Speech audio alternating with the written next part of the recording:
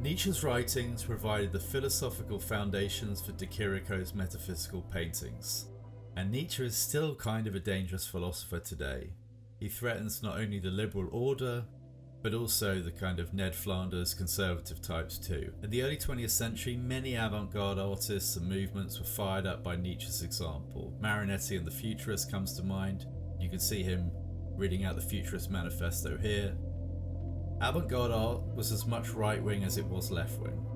But what specifically fired Chirico was this: Nietzsche's idea that ancient pre-Socratic Greece held a truth that Western philosophy had buried.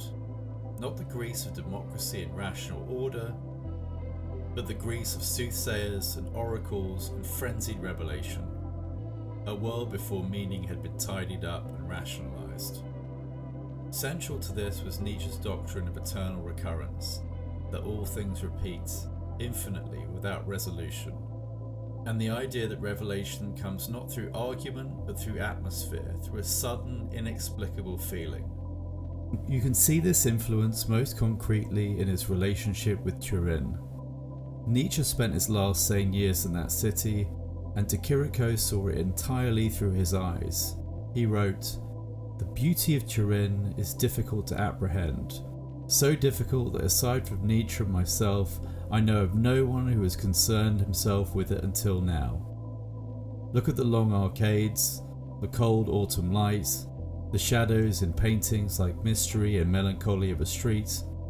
That's Nietzsche's Turin, rendered as pure feeling by Chirico." Chirico understood this viscerally. He wrote, "When Nietzsche describes, 'I was surprised by Zarathustra,' all of the enigma of a sudden revelation is contained in that participle 'surprised.' For Chirico, the purpose of painting was not to make sense of the world, but to capture what he called the nonsense of life, the nonsense. The art critic Maurizio Calvisi put it this way: enigma without the possibility of solution. As Nietzsche wrote himself, could all existence be interpretational? The world has become infinite for us again, composed of infinite interpretations. So within his paintings there is no solution, only the feeling of standing before something you cannot explain." B.S. Naipaul tried to solve the enigma of this painting in his novel, but he couldn't, not really.